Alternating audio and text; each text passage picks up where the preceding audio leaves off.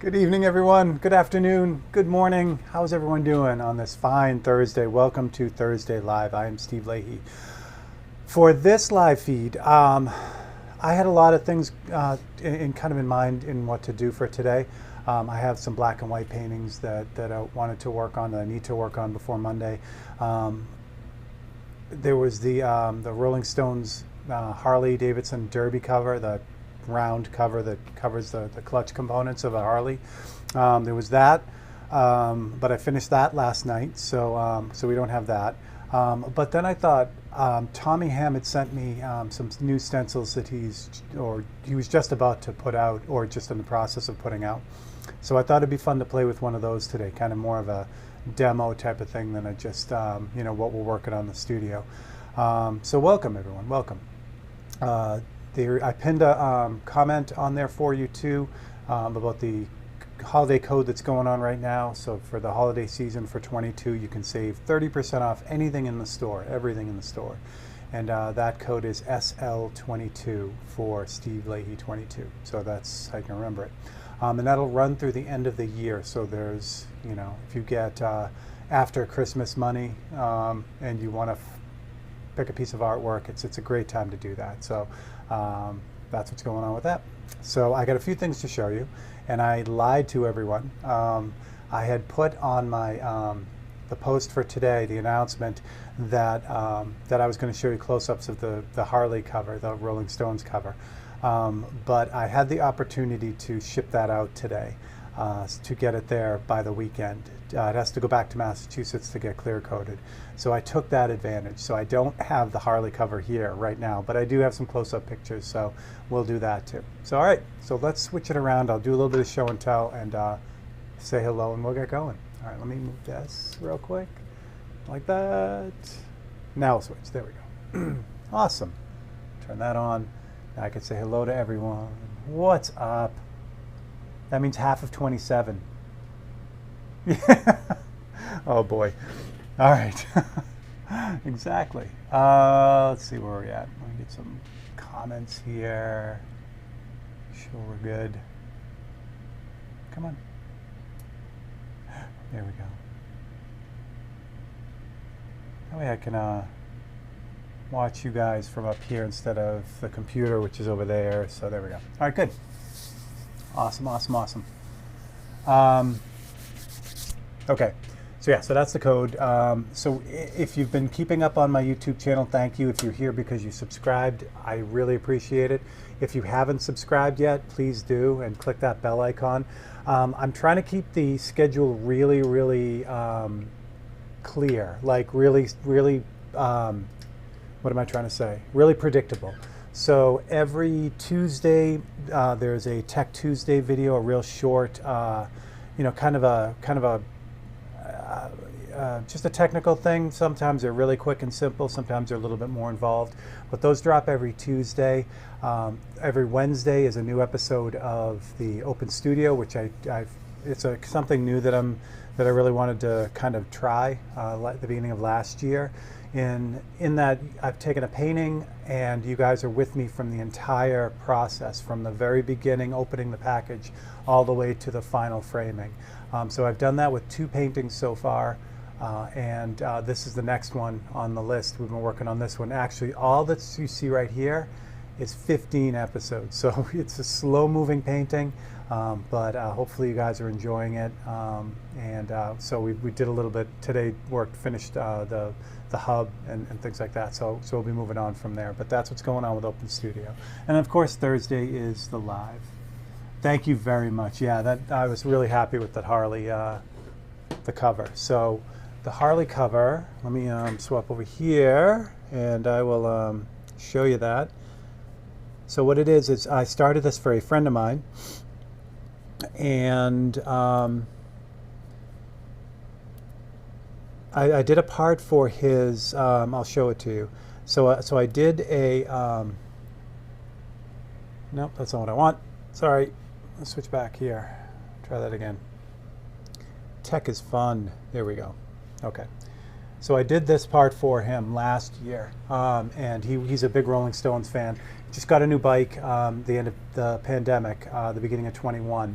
and wanted a, he didn't want a like full-blown paint job. That's what he does. Him and Keith Hansen do a lot of flame jobs and things like that. He wanted some custom paint on his bike, but he didn't want it too crazy. So he picked the horn cover, and he's a big Rolling Stones fan, so he wanted Keith Richards on his horn cover, so I did that. So this year we were talking, and he wanted to add to that. He wanted to do the derby cover, which is that round cover that covers all the clutch components at the bottom of the motor of most bikes. And it's a nice part to customize because you can see it. It's right on the bottom side of the motor. It's a good size. It's probably, I don't know, it's probably that big around. Oh, you can't see because I turned off the thing. But anyway, it's about 8 to 10 inches across, that kind of thing. So what the trick was that we had to match it. So I did this last year. I knew how I did it because I had some in-process shots that I had taken last year, like this one. So I knew the process that I used. It was different than like the black and white paintings that I do now, in that even though this is black and white, monochromatic, this was built up instead of using a gray kind of a gray base to start and then working in both directions, light and dark. This, you start off dark and you have to just build up all the lights, and the darks are what's left behind. So it's a different process, has a little bit different look. But I like I said, I knew how I did this from last year, so it helped me do the derby cover from this year. And that looks like this. So that's the picture I posted today. And what he wanted was, he wanted all the Stones, the whole band, but that cover is low on the bike. It's down at the bottom of the motor. So when you put the bike, when the bike stopped and on the kickstand, that side of the bike is leaning towards the kickstand. So he wanted the image kind of on the higher side of the derby cover so people could still see a little bit of it when it was parked. And that's kind of how we came up with how we're going to put it in there. But it was fun. It was fun to kind of, come up with that.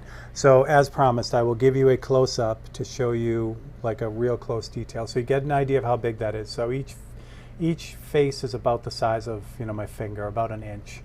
So this is a close-up of Mick Jagger. So you can see what I wanted to do is really give it that same feel as the horn cover, which was a very, the only way I could describe it is crunchy. It isn't real smooth. It wasn't done for facial texture. It was just the style that it was painted in. And so I wanted to kind of keep that continuous. So there you go. So there's your close-up of that. So even though I don't have the actual cover here to show you close-ups, here's your close-up.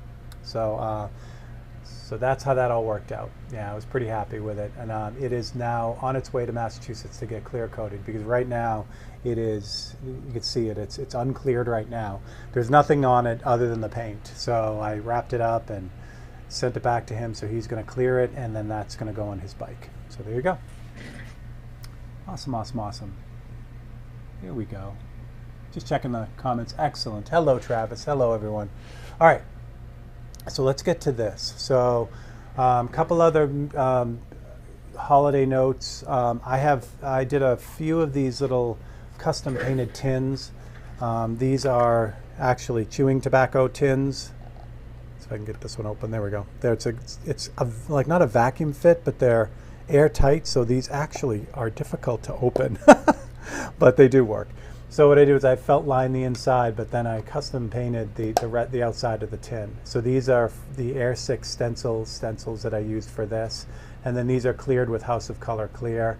And the base coat here is the charcoal viola from Createx from Wicked. Really neat color. It reminds me of a gray version of the Tuxedo Black from Ford.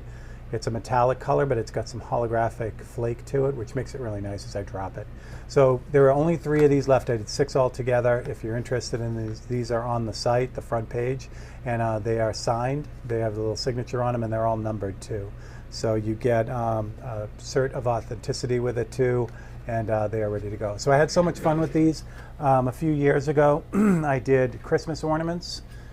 So I had so much fun with those, and I'm kind of ahead of the game right now. I'll give you guys the sneak preview of what's coming. So these were the little aluminum panel Christmas ornaments that I did. I think I'm going to do a few more of these for this holiday. So I came up with a good idea, and keep an eye out for those. So again, these will be limited. They'll be numbered and signed, and they'll be on the site. So I'll make an announcement, but now you guys know that those are coming. So there you go. Dean! Oh, that's awesome. So a lot of the small stuff too, it's nice because it's easy to ship for people in the UK, and I'm glad you're here, Dean. So for my, Rick, I didn't say hello. So hello. Turn that back on. There we go. So you can see me too. What was I going to say? Oh, that's what I was going to say. This feed is for my UK friends, really people on the other side of the Atlantic. We do it at 1 p.m., so it's 6 p.m. over in Greenwich Mean Time. If this works, hello, honey. If this works for everyone, please let me know. If the UKers out there would want it an hour later, if you need time to get home from work, let me know, because for me, I just turned the camera on at 1. It wouldn't be any big deal for me to turn the camera on at 2. So kind of give me your feedback on that. You can write that in the comments even after, if you prefer 2 o'clock to 1 o'clock, or 7 o'clock to 6 o'clock in Greenwich Mean Time. All right, so that is the tin. What else do I got? I think that's it. Oh, yeah, no, I'm not going to show you. Well, I was going to show you a few of the copies. I'll show you one. So if you've seen how I do things, how I lay things out, it's all with photocopies. So these are some of the photocopies that I use to do that. And what's interesting about this is all these photocopies, I'm cutting out the white, not any of the black, which is unusual, because usually with the paintings I'll use the photocopies to do everything, but this is all only white little bits and pieces. So there's a shot of that one. I've got a bunch of them. Painting like this one, each portrait took about 4 hours to do, as opposed to like a 543, and I'll show you the difference in a second. So there's a ton of these copies, all different. Well, you get the idea. There's a lot of them. Do I have? I do. Give me 2 seconds here. I'm just going to stand up for a second. I got to grab one of the 543s from this week. Fortunately, they're right on the shelf here, so it's not too far away.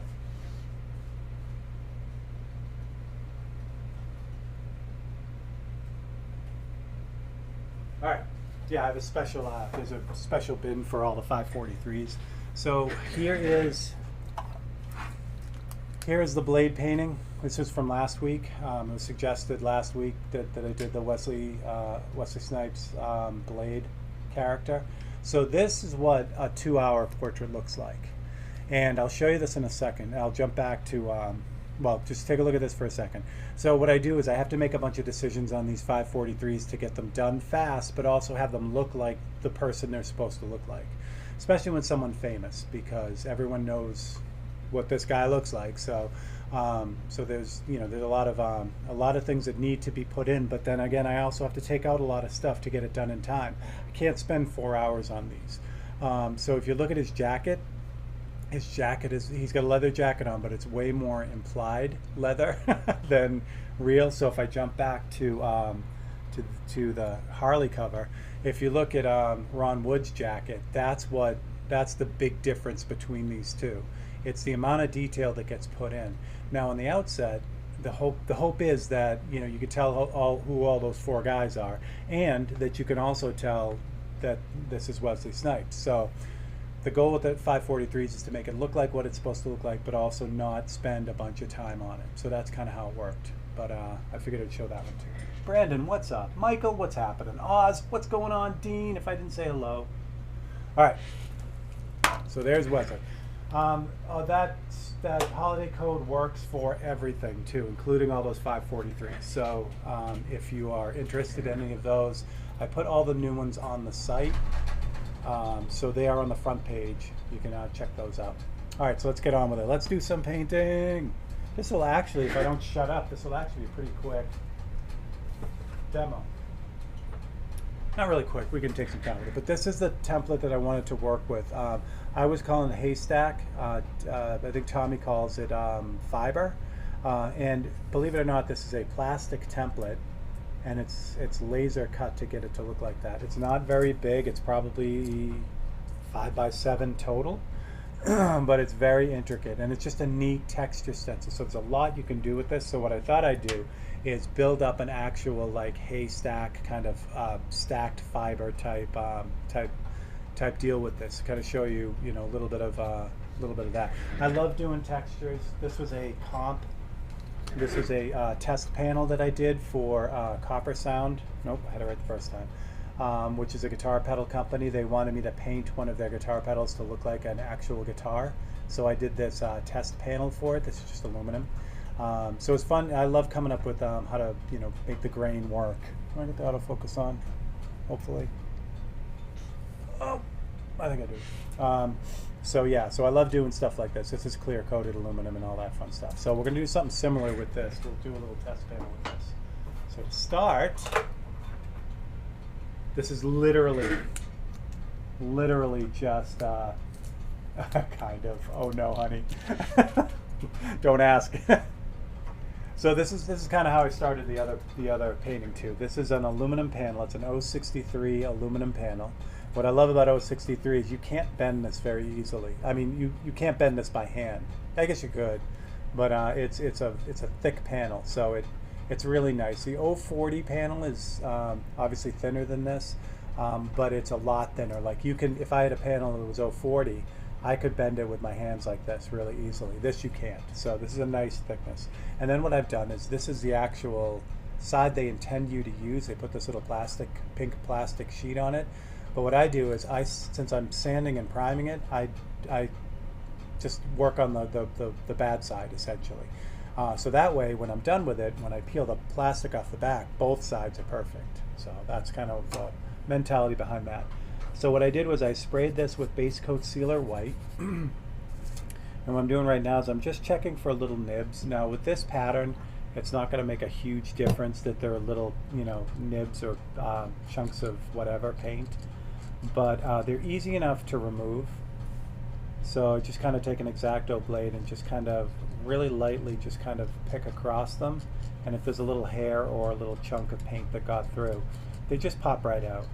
And I do this while I'm priming these two, because even though I strain this stuff before I spray it, sometimes something happens and something gets through. And so what I do is I do this in layers so that the last time I do this, even if I pick off a little chunk, I'm not going all the way down to the base. If I leave one of those chunks and try to do that now, I'll pick off the chunk and it'll pull the paint off all the way down to the surface. So I don't want that. So I do this at every, you put about 3 or 4 coats of this. Every coat I do this once it's dry. And then I take a piece of Scotch-Brite pad. This one is nice. This is my favorite Scotch-Brite because it's been used a billion times. So where this was originally about 800 grit, it's probably about 1,000 grit now, but it's perfect for this, and it's really soft. So for me using it, so it gives just a really nice finish when I'm done. If I use a brand new piece of Scotch-Brite on this, it'll put 800 grit scratches in this. This doesn't put any scratches at all, which is nice. It's nice when you have, it takes a while to get it like this. You just got to keep, like, you know, messing with it, but I really do like it. That is a background to do Scarecrow. Yeah, absolutely.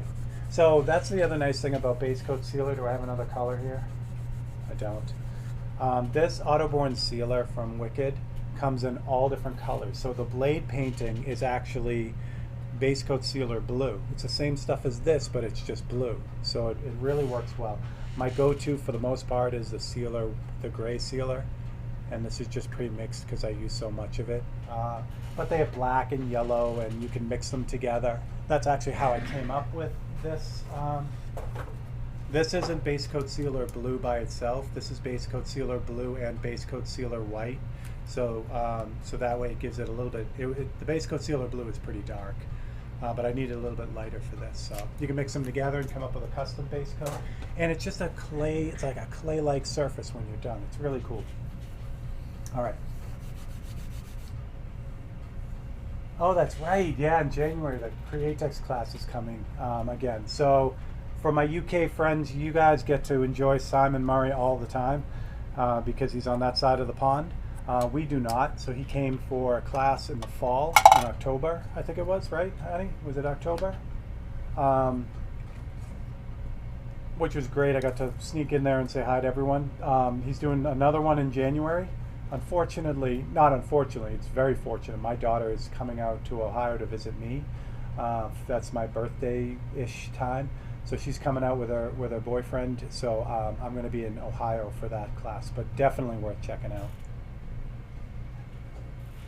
Today's cheers is coffee because I love coffee. All right. All right, so the first stage here is I'm going to need some sort of base, because what's happening here is there are two types of templates. There is a positive template and a negative template. So I've heard the definition go both ways, and I'll show you what I mean by that. So I would consider this a positive template, meaning the item that's on the template is what's really there. This would be an example of a negative template. So there's the open holes in the circle. Those are the negative templates, because what happens is the object is kind of being sprayed through. So this is a positive template. Now, this is where I've heard it both ways. You can think about it just the opposite. So if this could be the positive template, meaning what I spray is the object itself. So when I pull it out, that's the positive image. And then the same thing, if I spray this, it's a negative. But I focus more on the template for the definition. Again, it can go both ways, but you get the idea. There are two ways to do these templates. So you paint the object itself or everything around the object. So this one here, you're actually painting everything around the object. It's the fiber and everything is actually, let me see if I can move this. There we go. The fiber is what's really there. So what I have to do is I have to think about what the background is first. So I'm not really thinking about the stuff here. I got to think about like what's going to be behind here, and all that. So the other thing is I do want to kind of keep in mind this stuff here, because I got to kind of maybe lay that in first. If I do that, then when I spray the background in, which is everything through this template, it'll all make sense. So let's get started, and it'll make more sense when I actually get it going. Because coffee, yes, love coffee. All right, and I didn't put my mic back on. Sorry about that. Shouldn't be too bad. This mic is awesome. Picks up everywhere. All right. I picked a wired mic, so this is my lavalier mic that I wear when I'm doing these live feeds. I was going to get a wireless one, but I picked a wired one because I knew I would be the guy to get up and in the middle of the feed, go to the bathroom and take you all in with me. So I'm sure you appreciate that, that I got the wired one, because I can't do that. All right, so let's start off with, we'll make this look like some sort of hay or straw or something. That's because it just keeps, you can use this for anything. You can use it for hair or like fiber or just a cool background or whatever. But I keep seeing hay, so we're gonna go with that. Yeah, awesome, Travis. Join me. So what I'm going to start with is detail yellow ochre. Again, this is my go-to yellow. I love this color. Makes me happy all the time. It's a very rubbery color, which what I mean by that, you can always tell the colors whether they're rubbery or chalky by the way they dry on the cap. So you see how this color, it's like well, when it dries, it's rubbery, like this. So as I pull it, it just stretches until it breaks, like that. However, opaque white, the new opaque white, these are a real chalky, powdery color. I can't even pick this off, because what'll happen is it'll shatter. I'm gonna use a knife blade, because this stuff also sticks like hell too. So this stuff on the cap, it comes off in little chunks like this. So that would be a chalky color to me. There it is. So if I break this, I can't pull this apart. It just shatters and falls apart like that. So the reason why I bring that up is because that type of thing affects the way that it feels when it sprays. When the colors are really gummy, they're often very difficult to get tight detail out of. Now we're not going for that with this, but it's a good thing to kind of know as you're working through the paints. And what's nice is like I said, you just by using the dry paint on the cover of the cap, you can pretty much figure out like what it's going to do. Blues are very gummy. Reds are very gummy too. Where like the darker colors, black is not a gummy color. White obviously isn't. So that's kind of how it works. You cannot go wrong with coffee. You cannot. So what I think I'm going to use for this, I just got this brush here, which is kind of fun, which is the Krios PS289. So I just ordered this from Spray Gunner to try it out. I mean, I knew what it was going to work, how it was going to work, because it's a Japanese brush, and I'm used to Japanese brushes are what I'm really used to. It's a nice brush. It's a 0.3 millimeter brush. The only thing that kind of throws me off on this brush is where the trigger is, as opposed to like where they put the trigger. So if you grab even like the Grex here, if I hold the Grex up to it, see how far forward the nozzle is, even compared to the Grex, but the triggers are lined up there. Sort of. Yeah, it's hard to tell because of this, but yeah, if I line up the triggers, the nose of the Krios really is out farther. So that takes getting used to if you're using it as a detail brush for me, because you feel like you're so far away from the surface, and it isn't a lot of distance, but it feels like it's a lot of distance. And if you compare that to even, I mean, the microns, the Iwatas, they're even, I gotta do it this way so you can see it. If I line those up, I mean, it's almost the entire head of the airbrush is. So that took a little bit of time to get used to, but again, it works great. It's just a good solid brush. So that's what we'll use. Dan, what's up? Gary Shees, what's happening? So this is a 0.3 millimeter brush, and the reason why I got this, because I wanted to try out the Krios brushes, but my venerable old HPC has just, I mean, this brush needs a complete, total overhaul. And so when I was getting ready to kind of order all the parts for it, I'm like, you know what? It's a good time to put this on the shelf for a little bit, fix it later, and, grab a brush. So that's how that happened. All right, so let's get going. So I picked the 0.3 because you see how thick this paint is, how gummy it is. So I'm going to need to use a brush that's going to be able to move that a little bit easier than the smaller brushes, like the Grex with the 0.2 or the Micron. So what I'm going to add to that is a little bit of 40/50 and reducer, probably about 1:1 of this mix and the paint. Because what I'm doing is I'm just going for a even coverage for this first layer.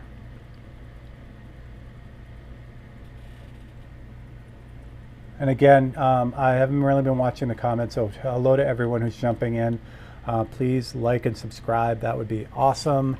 The channel is growing, which is great, and I want to keep it, keep it growing, because it's gonna be a fun thing to have around, especially as other platforms get goofy.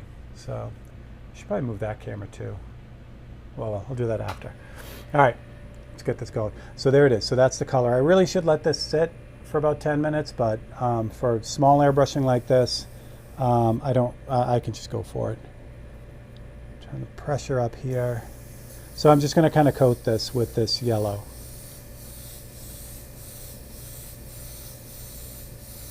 So if your next question is, could I have mixed the yellow ochre in with the base coat sealer white? The answer to that is yes, you can.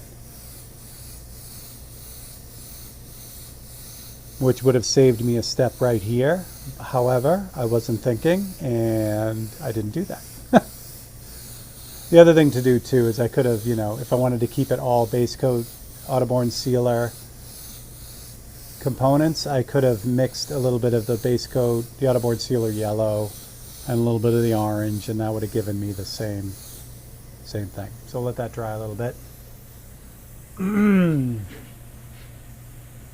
Thank you, honey. Thank you, thank you.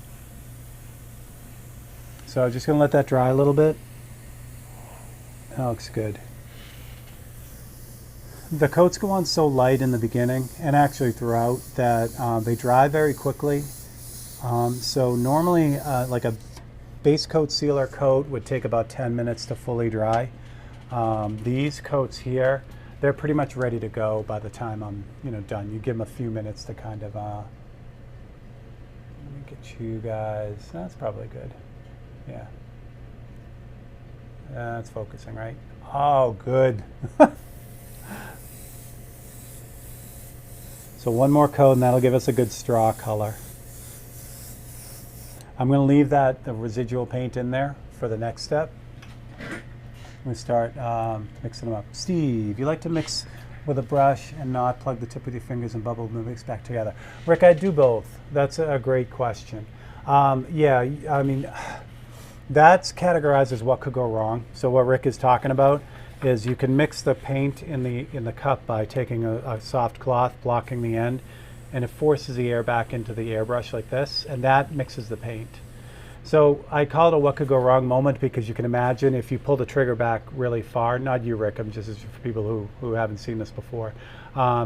If you pull the trigger back far, a lot of air will come through there and it'll splash everywhere. That's happened to me. It happens more than I like to admit. So it's a dangerous way. Another way you can solve that is putting the cap on when you're working, but I never use the caps when I'm working. In fact, I'm looking for the cap for this brand new brush right now, and I don't know what I do with it. This isn't it, but this is, you know, one of the caps. So you can put a cap on it and then that'll work too, but then you don't really know how it's mixing.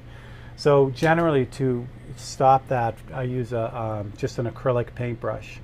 And this is an artisan brush from Winsor Newton. So it's a nicer acrylic brush. So the only reason I pick a nicer one is because I don't want the hairs falling out.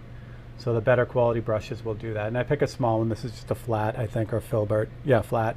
So that's what I use. So I guess the short answer is I do both. And what I do both with is as this paint is drying in the cup, I'll remix it in the cup using that kind of blowback method.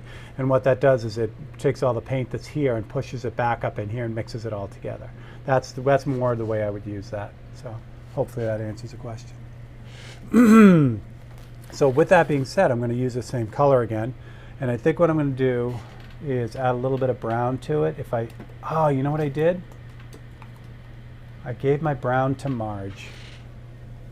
Oh, do I have some? I do have some. Yeah, she needs it for one of her projects, so I gave her my bottle, but I have a little bit left in this one. Brown is also a gummy color. And again, just by kind of peeling the paint off the end here, or the cap. This is usually my daughter's job. She used to do this when she was a kid all the time. Clean off all the paintballs, but I can't really get that little bit. But that little bit is really rubbery. So again, it just lets you know what's coming. So I'll put like 3 drops of this in. I'm going to have to re-reduce this because that brown is so thick. So I put 3 drops of brown. So I'll put about 10, 11 drops of reducer to really kind of, let me show you the mixing thing we were just talking about. So there's a yellow ochre. The brown was so dense that it kind of floated down to the bottom. So if I cover the end of the airbrush and just pull the trigger back, it's going to force the air back in, and it's going to mix that brown with the yellow. You see how it bubbles up to the top? This is where I would normally get into trouble. So a little bit of both. Mix that up with the paintbrush. In fact, I can see little drops on there. All right, so there is my brown. Good. Ever use the blowback method? Yeah, we just did that. Sorry. Paint grenade. Yes, no kidding, Travis. Oh my gosh. The other thing too that I've heard, and it hasn't happened in a while, and honestly, I don't know why it happens. Someone who has a physics background could probably let me know. This is in a new bottle. Do I have a new bottle? I don't have a new bottle floating around. But anyway, when you get a new Createx bottle, you take the cap off. There's a styrofoam, you can see a little bit of it there, styrofoam cap, like plastic styrofoamy, I don't know, safety thing on there. So if you don't take that off the first time, if you shake this up a lot and then take that cap, that little plastic piece off, the paint like explodes out. I don't know why it increases the pressure in there. Not explodes out, but it gets everywhere. So you take that little plastic piece off first, then put the cap back on, then shake the hell out of it. So, Patty, what's up, Patty? All right, so brown. So now we'll start using the template. I should have put a magnet on the back of this, but I did not because I was too busy base coat sealing it at the last minute. So, I know what I'll do. I will feed the template through the magnets. There we go. That worked. So put the template on here. I don't have to be real careful or hold it down really well. I want kind of a general pattern anyway. So again, light strokes. It's so easy with a template to blast this thing. Actually, this isn't going to work down the bottom, so I'm going to grab some handy dandy magnets and just weld this thing down.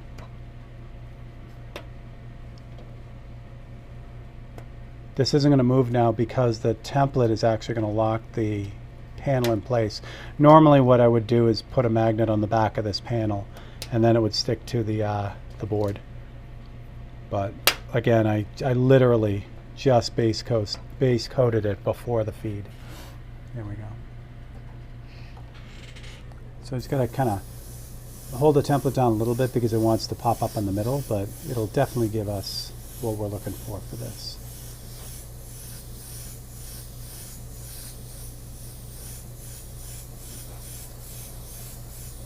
Again, really light coats. It's what I was going to say before was with any template, the tendency really is you feel freer. You know, you feel like, okay, the area that I don't want paint on is nice and covered up so I can blast this thing. But the paint, if it's real reduced and wet, will get right underneath that. Will just like sneak right underneath and cause this kind of spider webbing underneath. So still really light coats and let it build up.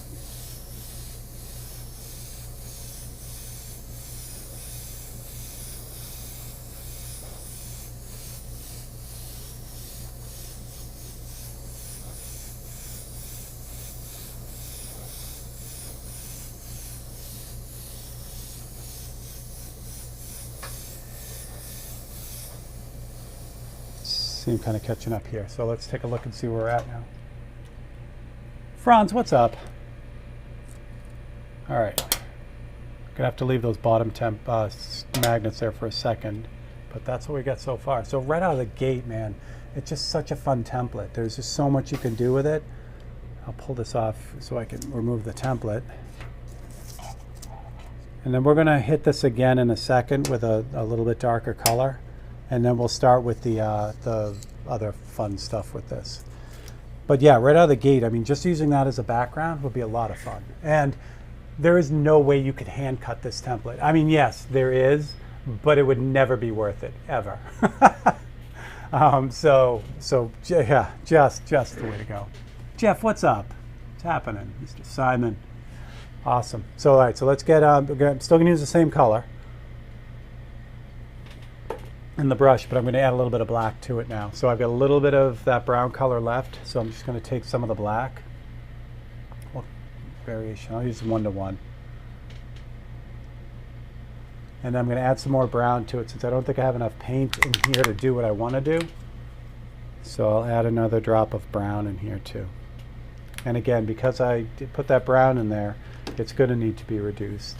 So I'll put about 6 or 7 drops of this mix in here. And I'm going to mix this one by hand because it's black and it's going to go everywhere. And what I'm going to do is, as I'm mixing this, since the black is really strong, even though the black is 1:1, it's still really, really strong. So I'm just going to pull it up on the inside of the cup to thin it out so I can see what color it really looks like. And I'm looking for a blumber color, you know, like a burnt umber blackish color, and that's looking really good. So I'm going to roll with that. All right. So now we're going to do the same deal, but we're just going to move the template and do in a different area here. I think what I'm going to do, let's try to do something a little bit different. Well, I guess that worked. Kind of welding it down with the magnets. Yeah, I won't use that many magnets, so. All right.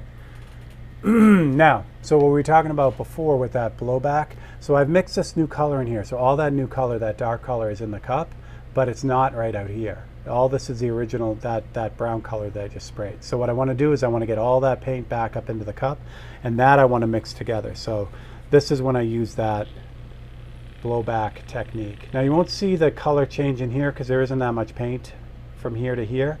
Sometimes you do, like you know, if it's not a dense color like this, you'll see the color change a little bit because you're adding that extra paint in.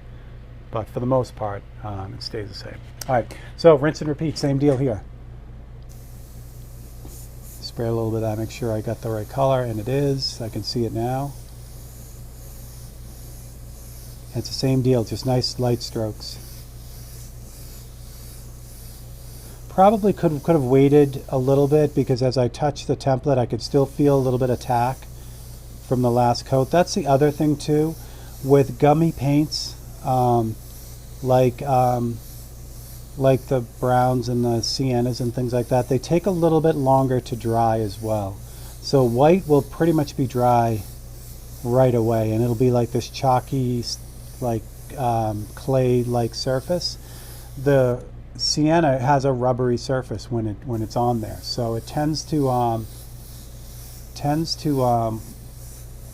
dry a little bit. It takes a little bit longer to dry. I'm also noticing I'm hesitating while I'm talking because this has a little bit too much brown in it. I mean, a black in it. So where it's coming across, it's very got a greenish kind of cast. So I'm going to take care of that in a second. So I don't want to completely wipe out everything I did underneath. I want to leave some of that, but what I'm going to do is I'm going to switch to one of the other brushes.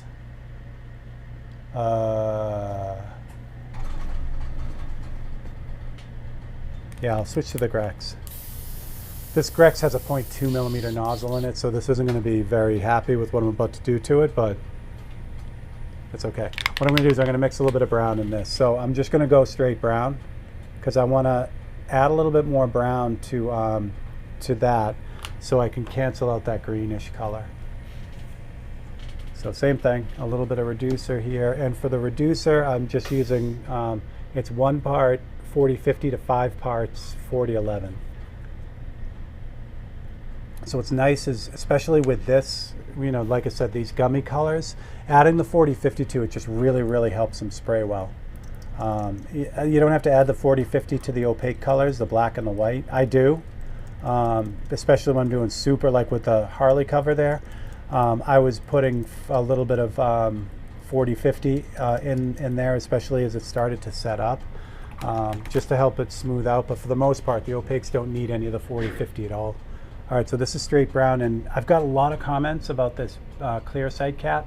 I looked online, and Grex doesn't have it. I don't think Grex has it on their site yet. And I checked some of the retailers that sell Grex, like Coast and Merry Artist and Spray Gunner, and I didn't see this cap yet, so I don't know. They just announced it. I don't know if it's absolutely available, but if it isn't, it will be soon. And it's, if you own this brush, this XGI, it's absolutely worth getting. It changes this brush completely. It's just so easy now to do tight details and you know, pick the paint off, and plus it looks nice and all that fun stuff. I did a lot of the white work with this brush on the Derby cover. So if that, I mean, that should tell you everything, because that, you know, was pretty tight. All right, so same deal here. I'm just going to kind of go in, and I'm going to watch when I had the black and that greenish color, and I just want to kind of hit this until that starts to fade away. What I want is a real dark brown, not a olive green.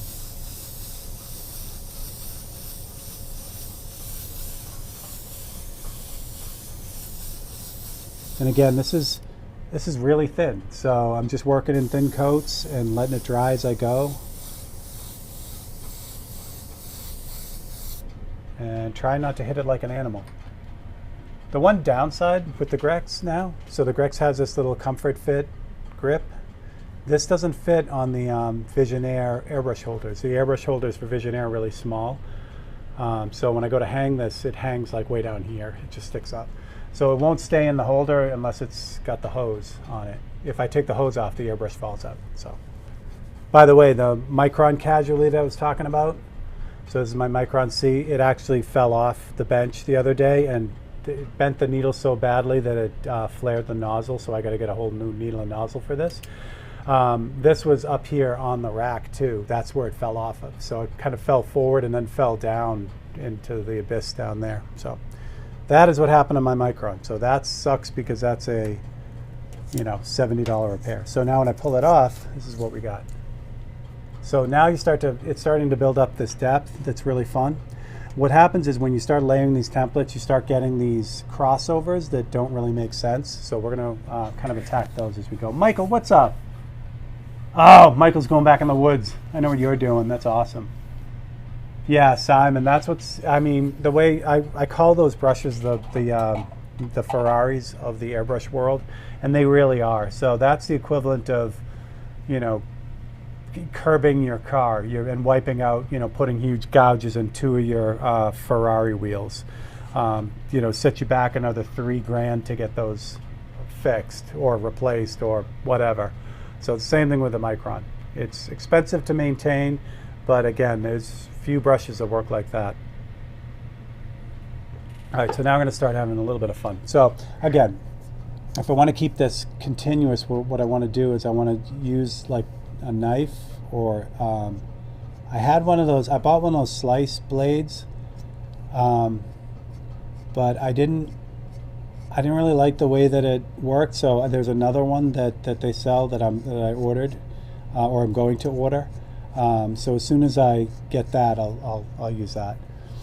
And those are those ceramic blade X-Actos.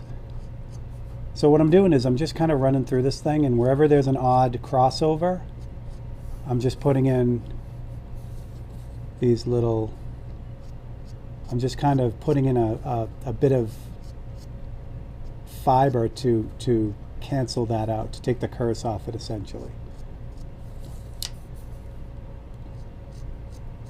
What I'll do is I'll concentrate on this middle section here to kind of, so that way, I mean, I probably will finish this, do it over the whole panel, but this will just give you a feel of what it's going to look like in the end. So I'll just kind of concentrate on this middle section.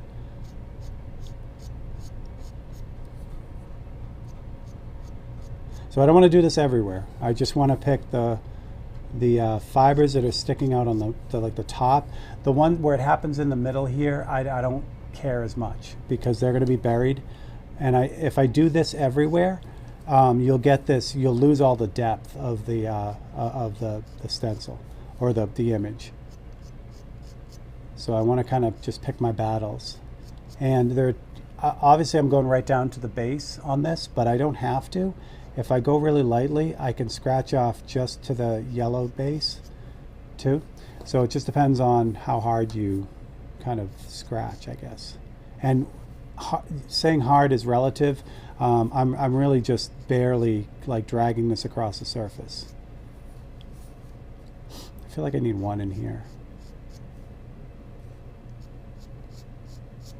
So this kind of building technique, this is what you would use for fur or hair or any textures really, because the best textures are the ones that are built up with multiple layers.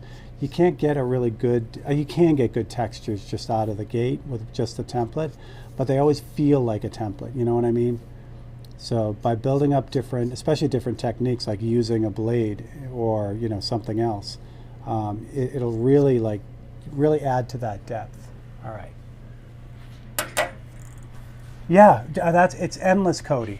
And we haven't even talked about Bill's, the airspace, Bill Kennedy. His latest video was about how he does fur. And he, like, this is great because, you know, you can always teach an old dog new tricks. And he had learned, I think he said it was from Fraser, where Fraser would take a template and then drag it as he's spraying it. And watching Bill do this, when you do that with a, I don't have one handy. This is another one of Tommy Hamm's templates.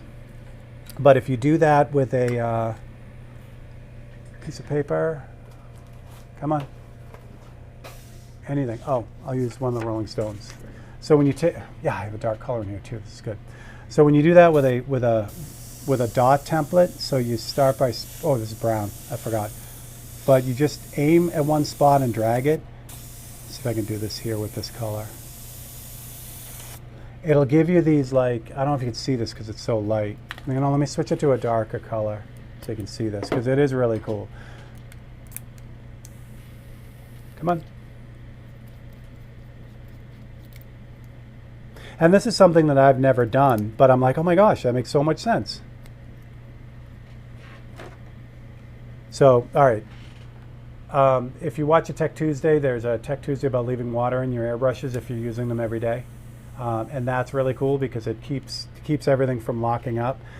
This one did. It's the needle is kind of dried in the end of the airbrush a little bit because there was a little bit of paint in there, even though there's water in there. So this is the only time I ever say use a pair of pliers with your airbrush. You grab the needle and you just like give it a soft pull. By the way, these are vintage channel locks. These are like legit channel locks. So I've had these forever. And what I didn't realize, these are channel lock pliers, right?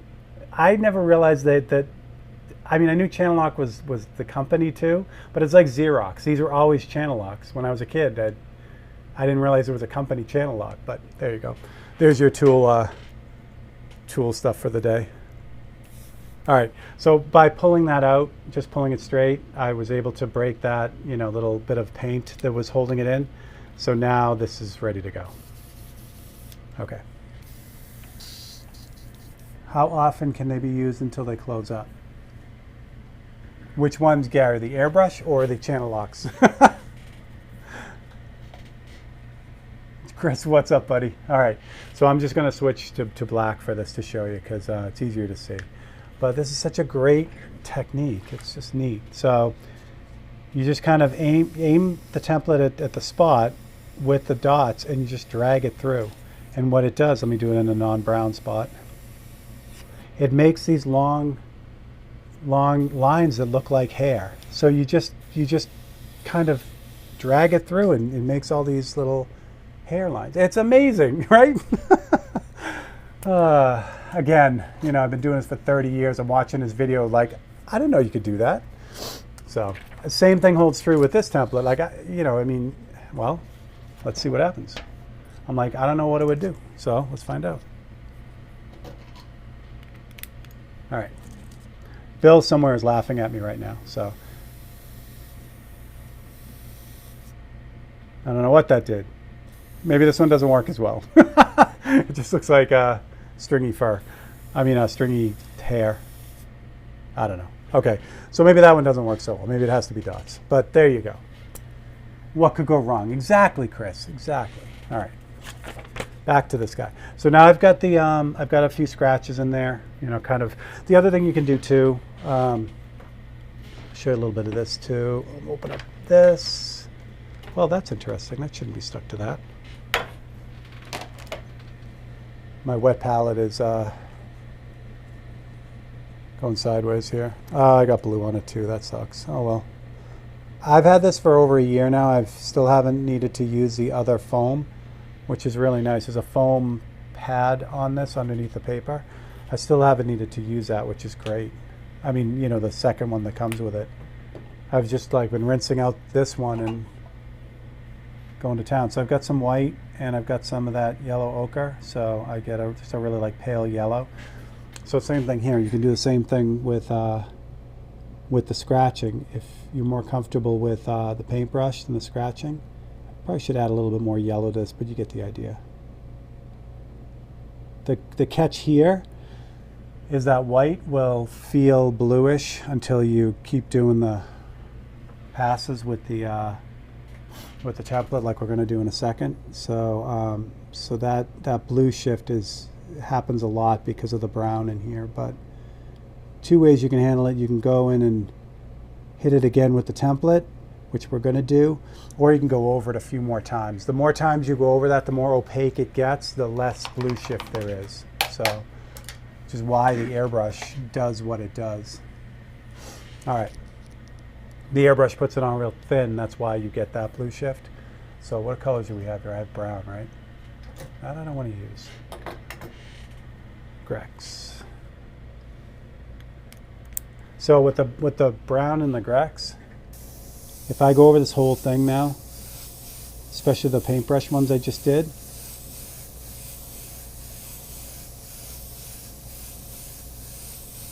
it'll push those all back and it'll give it more of a like kind of a layered look. So did I clear out I have black in that. That might be too much, but we can give it a run. Let's do this again. This is pure black, which is going to be too dark, but we'll mess with it and see what happens. as soon as I find the template. What do I do with it? Oh, I put it down here by accident. Okay. So we'll pick another part of the template. And you don't have to use the whole template either. So I'm going to just concentrate here in the middle, since that's what we're doing. I'm going to start with the black and kind of put this in right in the middle.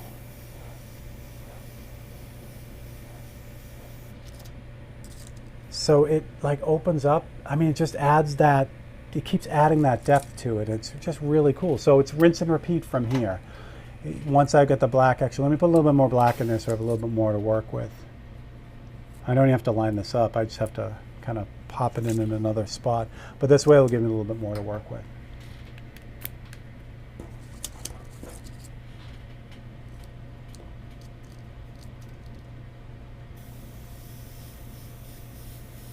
Now keep in mind there's the layers of paint under there too.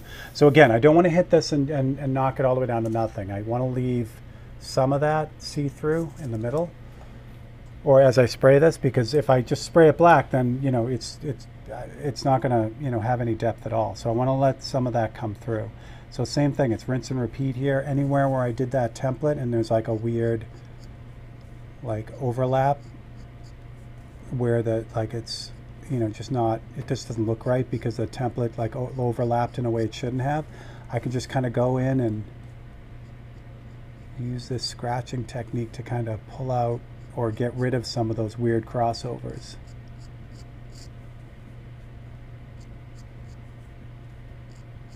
Now, there's a limit. Like where I hit right there, that's probably as far as I want to go with this. Because the more I add to this, I'll just start losing, oh, you can't even see what I'm doing. I'll start losing the layers underneath because there's just so much paint on there. So there is a limit to what you can do here. But that's, the idea is that you're not spending all day and night painting this with actual lines, you know what I mean? Which would take a while, you could do it, but this is just so much faster and actually so much more fun.